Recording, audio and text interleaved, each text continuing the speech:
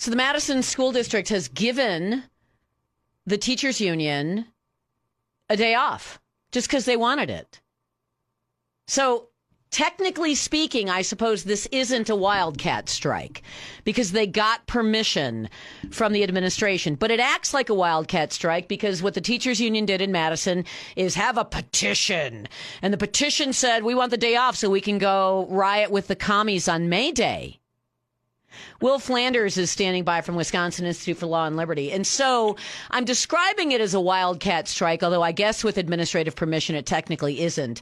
But essentially the administration said, yeah, feel free to strike for a day. You know, if you guys want to go protest and scream and holler on May Day with, by the way, 3,000 other organizations, including many government entities, feel free to do that because, you know, Lord knows that's more important than teaching the kids to read, Will. Yeah, you're absolutely right. And in some ways, the administrative permission just makes this even worse, right? Because we see from top to bottom that the priorities of the district are not educating kids, are not avoiding leaving parents in the lurch with no one to potentially provide child care, but instead allowing teachers to participate in what's unequivocally a socialist and a communist holiday. You know, the origins of this are the Soviet Union. There's no two ways about this. They'll present it as a workers' strike, but it's unabashedly a communist holiday. So not only are we, taking a day off from school, and obviously kids in Madison are struggling and need to learn, but we're doing it in support of a cause that's very anti-American. Well, and if it's a workers' across the board, it's called a workers' strike. So again, I'm going to keep calling it a wildcat strike, which is illegal according to Wisconsin statute 111.704L. So if it's a workers' strike for socialism, then I don't think it really would matter if the administration wants to greenlight this, because they don't have the ability to greenlight essentially what is a violation of the law. But you're right. May Day's not a national holiday. May Day's not a state holiday.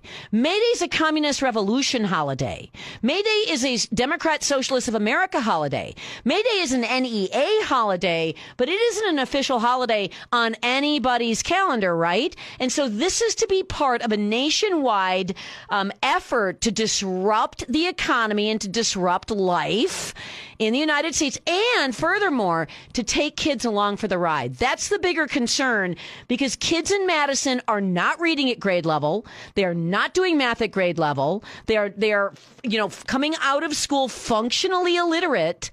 And the more important thing is to promote socialism, even though it's against Wisconsin state law, at least in this way. You're absolutely right. When you look back at the last legitimate test scores from a couple of years ago in Madison, we can't trust the test scores anymore. That's a whole other story we've discussed several times. But the proficiency rates in Madison in reading were about 40%. There's in other words, 60% or more of students aren't reading up to the standards that we expect for them. But again, that's not important. What's more important is that we teach kids about communism. We try to get them, as you said, to probably join these protests as well. And, when we think about, I'm sure there's some far left parents in Madison, you know far better than I do, but there are also parents in Madison that want to instill traditional American values in their kids, that want to learn about, the free market system and the sort of benefits of the system that we have. When you're promoting, which is what this ends up being promoting a communist holiday, obviously you're countering any effort in that direction. With tax money. We are promoting a communist holiday in a wildcat strike with tax money. So this is, and by the way, it's everybody's tax money, because state education funding goes everywhere. And I know that Madison has a different calculation, but it's still state tax money that we're talking about here. Why are the teachers getting paid? Because they are. They're going to get paid. Why would you spend just take the day in whatever school district and just erase that much money in state aid from them? Because Madison's not going to be the only district that does this. Madison decided to put out a statement, but Madison isn't going to be the only district that is participating in this. Scarlett Johnson was on the show talking about several other districts in Wisconsin that are going to do the same thing. Yeah, and it sort of proves the lie that when the unions say we're pro-kid, right? We're all for the kids. We know that one day of missed school probably isn't going to set kids back all that far, but we know that when kids miss school, they fall behind. You look back to the COVID-19 pandemic and the insistence of districts like Milwaukee and Madison to stay closed for as much as a year and a half. that set kids back and they've never recovered. And we have never made up for the losses that happened during that year to year and a half of closure. And missing another day for political reasons, for no good reason whatsoever, can only exacerbate those existing problems. And I'm sure this won't be the only time that they're going to want to take a day off for these causes. How does the vaunted school system of Madison have only 40%, actually just slightly less than 40% of kids reading at grade level? How is that even possible? How do you take as much money, and what does Madison spend per kid, $18,000 per kid, and not get beyond 40% at grade level? By the way, we can talk about Milwaukee too. Milwaukee teachers just got a raise. They have less than 10% of kids reading at grade level. But how do you spend this much money to get this lousy an outcome? Yeah, and the results in Madison, they have a lot less of an excuse than they do in Milwaukee in terms of, yes, it's not the wealthiest district in the state, but it's also not the poorest district in the state. There's a good amount of kids in the system that come from more advantaged backgrounds than we have in places like Milwaukee. So it's a systemic failure. It's what we see in public schools across the state of Wisconsin, and Madison is sort of the leading example of this, where we're putting politics ahead of making sure that our kids can actually learn. Okay, so in Madison, last I checked, I think the poverty rate in Madison was somewhere around, 20%, 18 or 20%. And so that doesn't explain 40%. I think the population of black kids in Madison is somewhere around 8 to 10%. So that doesn't explain 40%. So you can't blame poverty and disadvantage on 60% of kids not being able to read or do math at grade level. You can't. You can't say it's economic disadvantage, it's racial discrimination, because this is white kids, black kids, Hispanic kids, everybody who is, in that 60% of what amounts to, underqualified to even get your basic job, a lot of them being functionally illiterate. Yeah, and we mentioned, $18,000 per kid statewide. Madison is actually over $20,000 per kid. So if you have a class of 20 kids, that's $400,000 of taxpayer money between state and local and federal sitting in that classroom. So if there's an excuse in a district that's at the low end of the spectrum, a district like Beloit, with $8,000 more per kid in Madison, there's even less of an excuse, particularly in light of the demographics that we just discussed as well. So $20,000 per kid, and we're wasting a lot of that value by just taking a random day off as well. So Edgewood High School, which is a private school, is $14,925 tuition plus standard test fees. $14,925 for a private school. $20,000 per kid in Madison. And we keep hearing excuses about why 60% not proficient is okay. That's not what Edgewood's outcomes are. Edgewood has a significantly higher proficiency rate than Madison Public Schools, and they spend $6,000 less per kid. And the kids get a better education. What's going on, Will? And, those schools, I assume many of those private schools will be in class on this day that the public schools are taking the day off now. So once again, we'll sort of have the symbolic value of the kids that are already doing better for less money are in school learning. The kids that need the help, that are desperate for improvement, are getting the day off so the teachers can participate in the communist program. Yeah, so we should probably talk about private schools versus public schools. Private schools always outperform public schools, even the private schools that are using kids who are years behind in reading and years behind in math. I'm talking about like the Milwaukee Parental School Choice Program or the statewide school choice program. You always see better performance. So what are the private schools doing differently than the public schools are doing, besides not celebrating a communist holiday on taxpayer money?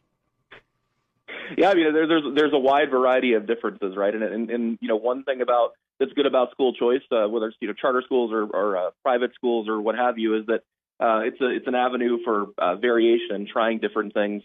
But in a lot of these schools, what you actually see is that there's a back to the basics approach. We talk about the science of reading and how we had to fight tooth and nail to implement that at all in our public schools. Behind the scenes, private schools are like, we're already doing a lot of this stuff. We already understand that, sticking to basic values, not getting involved in DEI and focusing on student outcomes in terms of reading, making sure kids are prepared for, the workforce or for college. That's what actually matters.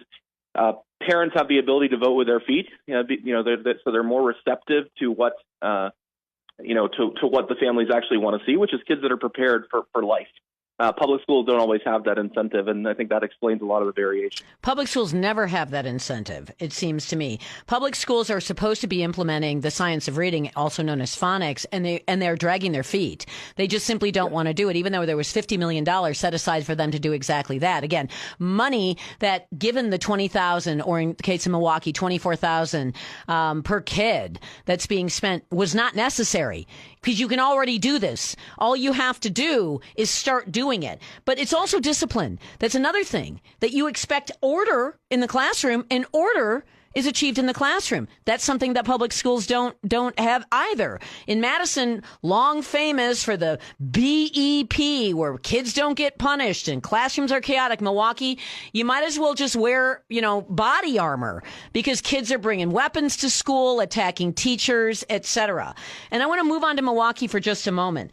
Milwaukee, just the MTEA, which is the teachers union in Milwaukee, just managed to get a 2.63% raise.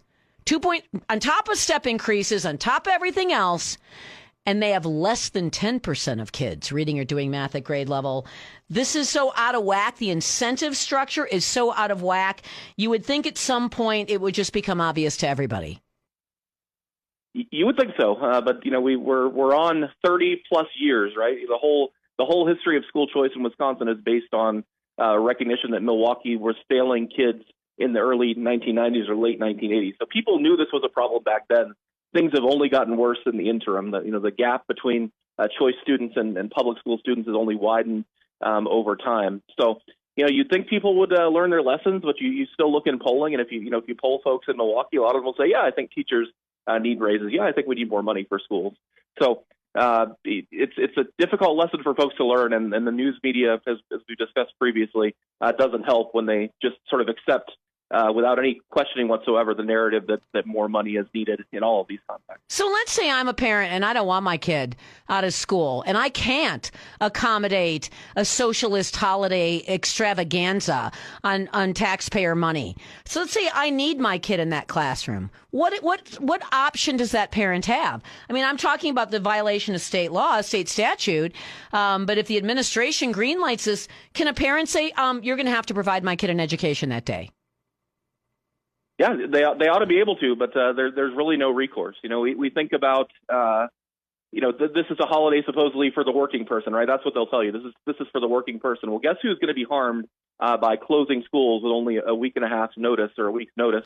It's going to be the working parents that have nowhere to send their kids during the day that day. So, it's all hypocritical. It proves the lie regardless. And if you're a parent that's in that situation, definitely should be the impetus to look at options like some of the good charter schools that exist in Madison, open enrollment into a district that's not doing these sorts of things, and the growing parental choice program around the state if you want your kids to actually be in school on the days they're supposed to be in school in the future. Yeah, unfortunately, that's income limited, so a lot of people wouldn't qualify. But I also strongly suggest you call your principal and say, what are you going to do for my kid? What are you going to do today? Sure. Call him. Everyone should call. And I know it's only, 20% of the population in Madison. But if 20% of the population burned down the phones to the principal and said, there's no way I can accommodate. You want to accommodate a bunch of people who want to celebrate communism on a holiday that doesn't actually exist? I'm sorry. That's good for you. But I can't accommodate that. So what are you going to do for my kid? I pay taxes to make sure my kid gets educated. Everyone should do that. Everyone should do that and see if they can at least cough up something, some kind of accommodation for you, working person. I appreciate the time. Will Flanders, good to have you on the program. Thanks so much.